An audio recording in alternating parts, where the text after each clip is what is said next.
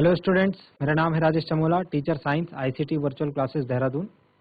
और स्टूडेंट्स, आज हम बात करने वाले हैं class 10th science chapter number 2 acid base and salt, अम्ल क्षार या लवण, इसके ऊपर। आज की क्लास में हम देखेंगे कि क्या है एक पीएच स्केल, क्या होता है, क्या इसकी उपयोगिता होती है, क्या इससे आने वाले इंपॉर्टेंट क्वेश्चन है हमारे एग्जाम के पॉइंट ऑफ व्यू से, और दैनिक जीवन में इसके क्या उपयोग हैं। जब हम इस चीज को समझ लेंगे तो अम्ल और क्षार से संबंधित हमारे चैप्टर से संबंधित जानकारी कंप्लीट हो जाएगी। तो आज स्टूडेंट्स, आज हमको पढ़ना है अम्ल एवं क्षार की प्रबलता, यानी उनकी इंटेंसिटी कैसे मेजर करी जाती है, कैसे आप पता लगाएंगे कौन सा अम्ल ज्यादा हानिकारक है और कौन सा दुर्बल है, कैसे आप पता लगाएंगे कौन सा क्षार ज्यादा इंटेंसिटी वाला है, कौन सा क्षार कम इंटेंसिटी वाला है। तो इसको पता लगाने के लिए हमारे पास एक स्केल होता है, उस स्केल को हम पीएच स्केल कहते हैं। पीएच में एच का मतलब है हाइड्रोजन की सांद्रता, यानी हाइड्रोजन आयन की सांद्रता। पिछली क्लास में स्टूडेंट्स हमने बात करी थी कि जब हम क्या करते हैं, जब हम किसी अम्लीय या क्षारीय विलयन को हमने एक प्रयोग किया था जिसमें बल्ब जलाने वाला हमने एक परिपथ बनाया था और बल्ब जलाया था। हमने कुछ पदार्थ लिए थे, कुछ विलयन बनाए थे, कुछ विलयन में वो बल्ब जल रहा था, कुछ विलयन में नहीं जल रहा था, यानी कि आयन की सांद्रता। हम आयन्स ढूंढ रहे थे कि किस वाले विलयन में आयन्स पैदा होते हैं, किस वाले में नहीं होते हैं।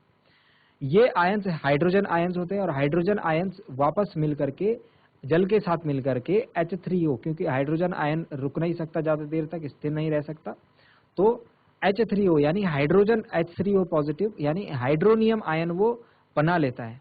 और हाइड्रोनियम आयन की सांद्रता हम देखते हैं कि विलयन में हाइड्रोनियम आयन की सांद्रता ज्यादा है या कम है।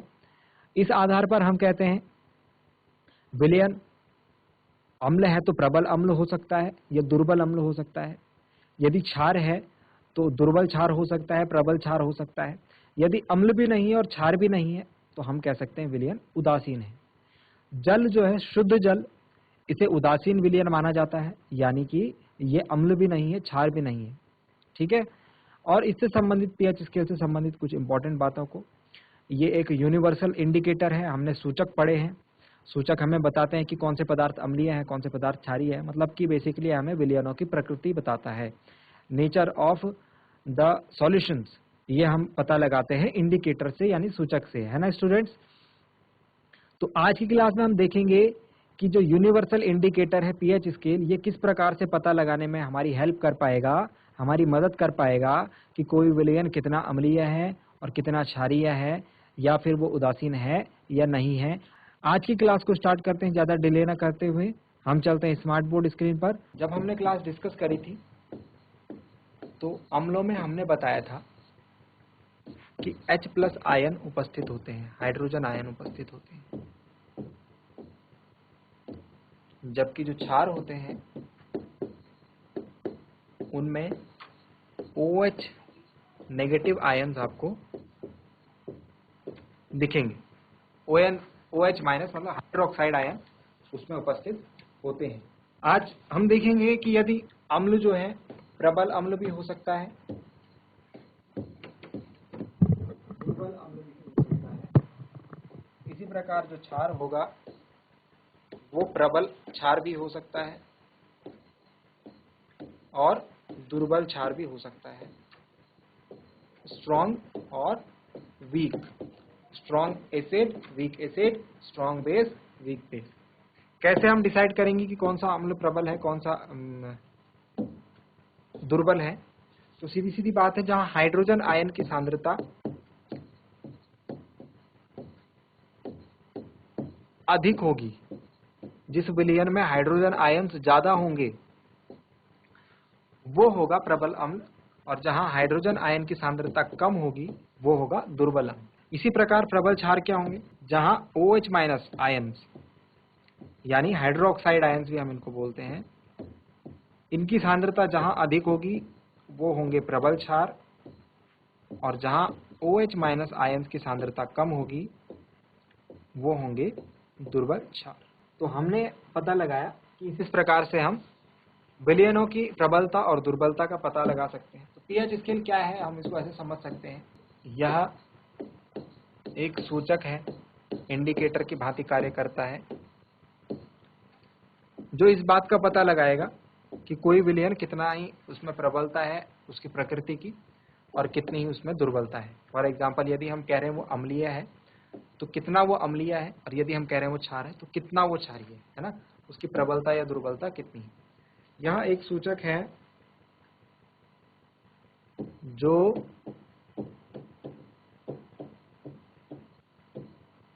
किसी विलयन में उपस्थित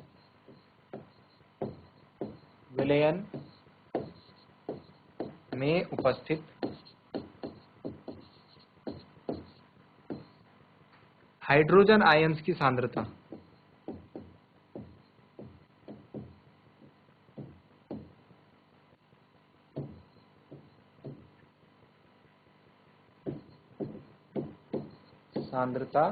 दर्शाता है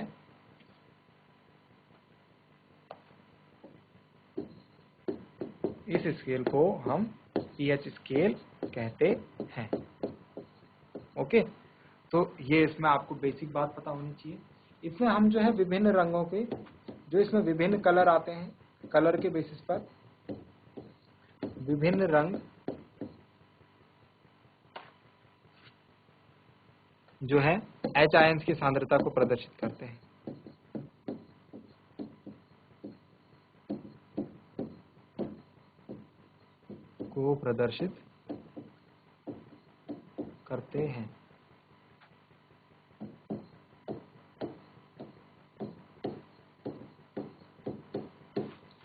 ओके स्टूडेंट्स, तो इसमें विभिन्न रंग होंगे जो कि एच आयन की सांद्रता को प्रदर्शित करेंगे। किस प्रकार से? तो जैसे हम कुछ विलयन लेते हैं, जैसे कुछ इस प्रकार का स्केल होता है, मैं बनाने की कोशिश करता हूँ। यहाँ पर कुछ इस प्रकार का स्केल होता है ना, हम इसको इस प्रकार से जनरलाइज करते हैं, ठीक है। और इसको हमने संख्याएं दे रखी है, 0 से लेकर 14 तक संख्याएं दे रखी हैं, और इसमें बीच में आएगा 7, ठीक है। तो 0 1 2 3 4 5 6 7 8 9 10 11 12 13 14 इस प्रकार की इसमें संख्याएं हैं। तो जो ये 7 होगा, इसमें कुछ कलर्स होते हैं और स्पेसिफिक कलर डिफाइन करता है, ठीक है। तो हम अभी संख्याओं के बारे में बात करेंगे, कलर के बारे में अगर अगली बार मैं आपको इसका डायग्राम दिखा पाया तो वहां पर बात करेंगे। जब इसमें 0 से लेकर 7 तक की संख्याएं आती हैं तो हम कहते हैं कि जो ये वाली रेंज है, ये वाली, यहाँ पर अगर कोई किसी विलयन का रंग इस वाली श्रेणी में आया 0 से लेकर 7 तक, तो हम इसे कहेंगे अम्लीय। और यदि 7 से लेकर 14 तक में कोई विलयन का कलर आया, यानी उसका गुण हमको इस श्रेणी में दिखा, तो हम उसे क्षारीय कहते हैं। 7 पर जो है, 7 पर यदि किसी विलयन का हमको शो दर्शा रहा है, उसमें एच आयन की सांद्रता 7वें नंबर पर शो कर रहा है, तो मतलब कि वो क्या है, उदासीन है, यानी न्यूट्रल है। और हम शुद्ध जल की जो बात करते हैं वो उसका पीएच 7 होता है, ठीक है। वो ना तो अम्लीय है ना ही क्षारीय है, मतलब उसमें एच आयंस और हाइड्रोक्साइड आयंस जो है वो समान रूप से है। ओके, तो इससे रिलेटेड हम कुछ इंपॉर्टेंट बातें रख लेते हैं, ठीक है। इसको आप बनाएंगे नहीं, मैंने जस्ट आपको शो करने के लिए दिखा दिया। हम यहाँ पर लिखते हैं पीएच स्केल से संबंधित कुछ इंपॉर्टेंट बातें। नंबर 1, ये क्या करेगा, यह एक संख्या है, एक प्रकार से संख्या जो है ना, एक संख्या है, किसी वस्तु, किसी विलयन का पीएच मान एक संख्या है जो कि उस विलयन की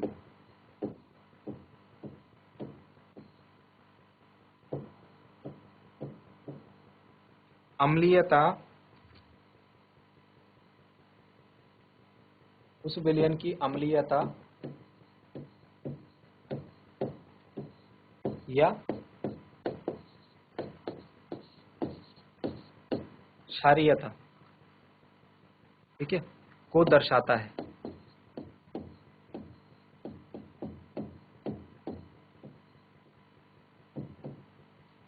यह एक संख्या है जो कि उस विलयन की अम्लीयता क्षारीयता को दर्शाता है। कितनी संख्याएं होती है इसमें? इसमें 0 से लेकर 14 तक संख्या होती है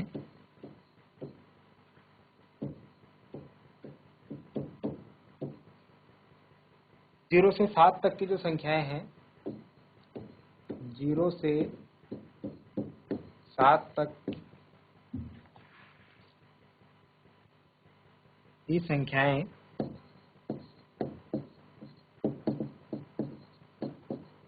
किसको शो करती है?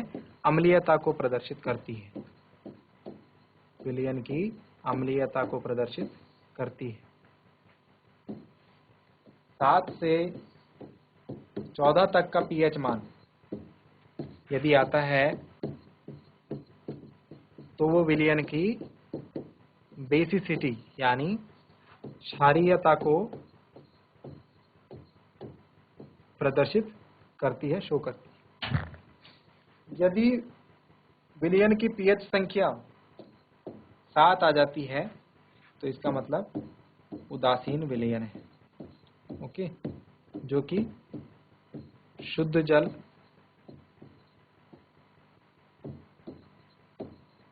का मान, शुद्ध जल का पीएच मान 7 होता है। ठीक है ना? तो पीएच स्केल के बारे में इतनी जानकारियां आपको पता होनी चाहिए। इसमें एक लास्ट बात जो हमने बोली थी, हमने एक आयन देखा था H3O+ आयन। क्या नाम है इसका? हाइड्रोनियम आयन, है ना? हमने बोला था जो H आयन होता है ये वापस से H2O के साथ मिलकर के, जल के साथ मिलकर के हाइड्रोनियम आयन बना लेता है और इस अवस्था में ये रहता है विलयन में। ये आयन की सांद्रता को हम ऐसे मेजर करते हैं, अगर इसकी सांद्रता ज्यादा होगी, कि सांद्रता जितनी अधिक होती है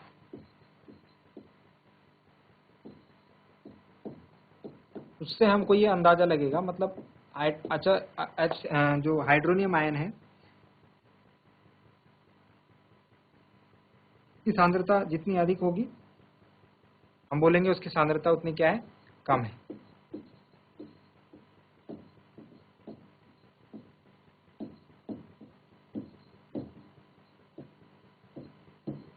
उतनी कम होगी। ठीक है, तो ये पीएच स्केल से रिलेटेड कुछ इंपॉर्टेंट बातें हमने देखी। अब हम स्पेसिफिकली देखते हैं कि 0 से 7 तक की संख्याएं जो हैं ये अम्लीयता को दर्शाती है। ठीक है, 0 से 7 तक की संख्याएं अम्लीय मान को दर्शाती हैं और 7 से 14 तक की संख्याएं क्षारीय मान को दर्शाती हैं। तो यहां पर होता ऐसे है कि अम्लीयता कम संख्या की तरफ बढ़ती है, मतलब 7 जो होगा, जिस विलयन का मान पीएच मान 7 आएगा उसको हम दुर्बल अम्ल कहेंगे। मतलब ज्यादा मान आया तो दुर्बल, और अगर कम आया, सपोज 0 की तरफ आया, 1 आया, 2 आया, तो वो प्रबल अम्ल माना जाता है। बात समझ में आई? तो अम्लों के लिए जो प्रबलता है तो वो ज्यादा कम संख्या होगी, यदि जो प्रबल अम्ल होगा उसकी पीएच संख्या कम होगी। इसी प्रकार क्षारों में बात करें, यदि कम संख्या है, अभी यहाँ उल्टा हो जाएगा, यदि मान कम आया है किसी क्षारीय विलयन के पीएच का तो मतलब वो दुर्बल क्षार है। कैसा क्षार है? दुर्बल क्षार। यदि पीएच मान ज्यादा आया है तो वो प्रबल क्षार है। ये बात ध्यान रहेगी। तो क्षारीय मान जो पीएच मान जो है, यदि 7 से कम आएगा तो अम्ल की प्रबलता बढ़ती जाएगी, और क्षार की जो पीएच संख्या है वो अगर 7 से ज्यादा आएगा तो उसकी प्रबलता बढ़ती वहां जाएगी। दोनों में आप अंतर समझिएगा। मतलब ये है उदासीन, इस तरफ हो गया 0, इस तरफ हो गया 14, तो अगर इधर को जाएगा तो ये प्रबलता बढ़ती जाएगी अधिक। 7 से 0 की तरफ जाएगा तो प्रबलता अधिक, और 7 से 14 की तरफ जाएगा तो इधर प्रबलता अधिक। इसको इस प्रकार से समझ लीजिए, इधर क्षार की प्रबलता अधिक और इधर अम्ल की प्रबलता अधिक। ठीक है, इस प्रकार से इसको याद आपको रखना है। इसमें आपको कंफ्यूज नहीं होना है, और इसको आपको ऐसा भी नहीं कर देना कि इसको कंफ्यूजन क्रिएट करनी है, बिल्कुल क्लियर होकर चलना है। तो इसमें एक पॉइंट आप लिख देंगे कि अम्लीय विलयनों की प्रबलता 7 से 0 की तरफ बढ़ती है, जबकि क्षारीय विलयनों की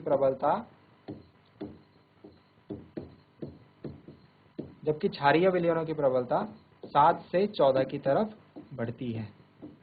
ठीक है, इस प्रकार से आप एक पॉइंट इसको बना करके लिख लेंगे, इस बात को यहाँ पर नोट कर लेंगे। ठीक है ना। तो अब हम आते हैं, कुछ एग्जाम्पल देख लेते हैं। कुछ हमारे कुछ पदार्थ हैं, इनके हम पीएच मान ले लेते हैं। कुछ पदार्थों के पीएच मान।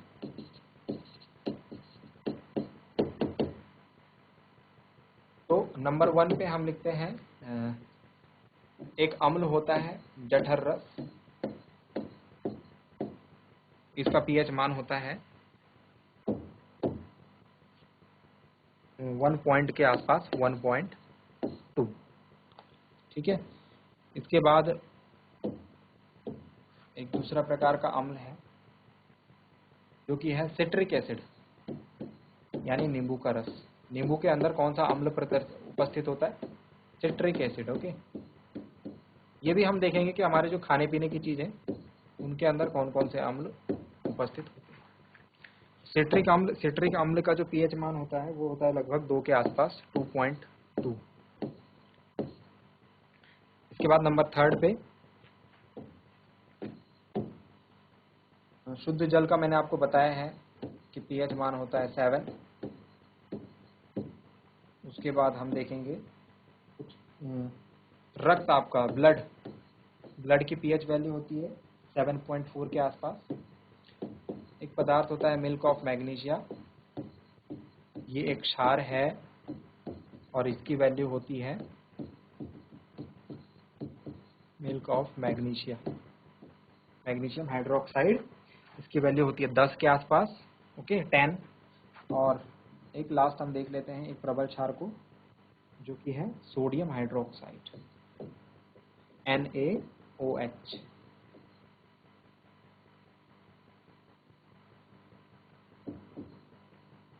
इसकी वैल्यू सबसे ज्यादा होती है 14। ठीक है, तो मैं वैल्यूज लिख लेता हूँ। शुद्ध जल की वैल्यू 7, रक्त की 7.4 के आसपास, मिल्क ऑफ मैग्नीशिया 10 के आसपास, और सोडियम हाइड्रोक्साइड सबसे हाईएस्ट 14। ओके, 14। तो अब आप मुझे बताइए प्रबल अम्ल कौन सा हुआ इनमें से? तो ये वाला हुआ प्रबल अम्ल, क्योंकि इसकी वैल्यू 0 के बहुत नजदीक है। ये हुआ प्रबल क्षार, क्योंकि इसकी वैल्यू जो है 14 है, मतलब लास्ट वैल्यू जो है इसकी। और ये हो गए उदासीन विलयन, इनको हम उदासीन विलयन की कैटेगरी में रख सकते हैं। 7 के आसपास है ना इनका पीएच। तो इस प्रकार से अब हम देखेंगे दैनिक जीवन में क्या इनके प्रयोग होते हैं। पीएच के बारे में इतनी जानकारियां लेने के बाद हम नेक्स्ट देखते हैं दैनिक जीवन में पीएच के क्या उपयोग, डेली लाइफ में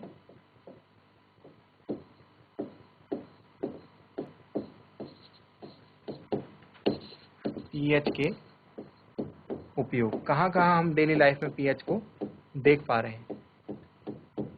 तो स्टूडेंट्स, आपके घर के आसपास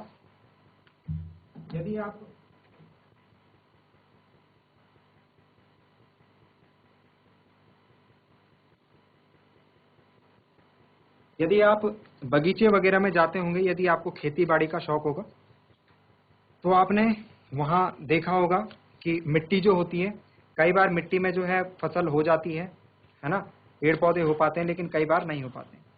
तो मिट्टी में भी अम्लीयता या क्षारीयता होती है।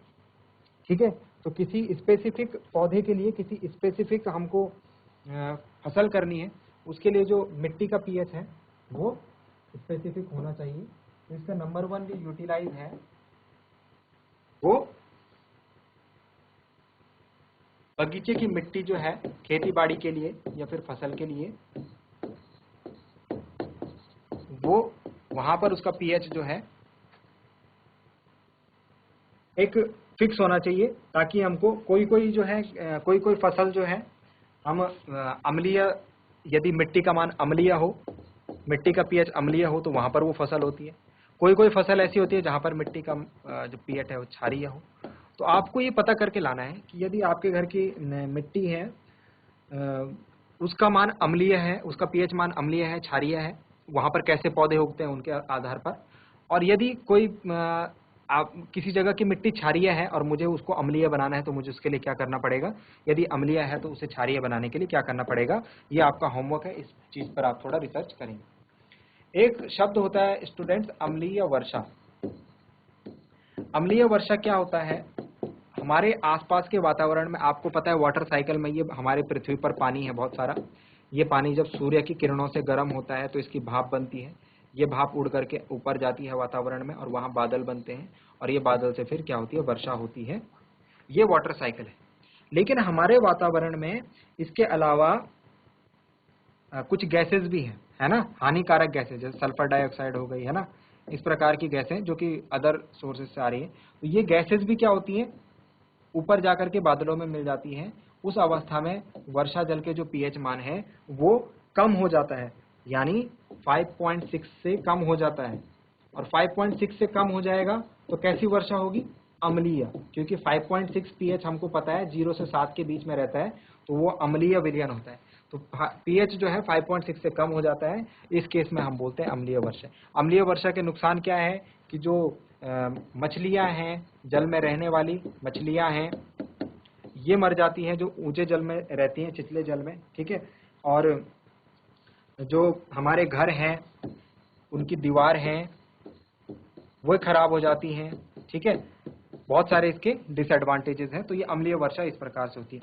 आप लिखेंगे अम्लीय वर्षा वो वर्षा होती है जब वर्षा जल के पीएच का मान 5.6 से कम ही हो जाता है। इस अवस्था में जो है काफी नुकसान होता है घर की दीवारों को और पानी में रहने वाली मछलियों को।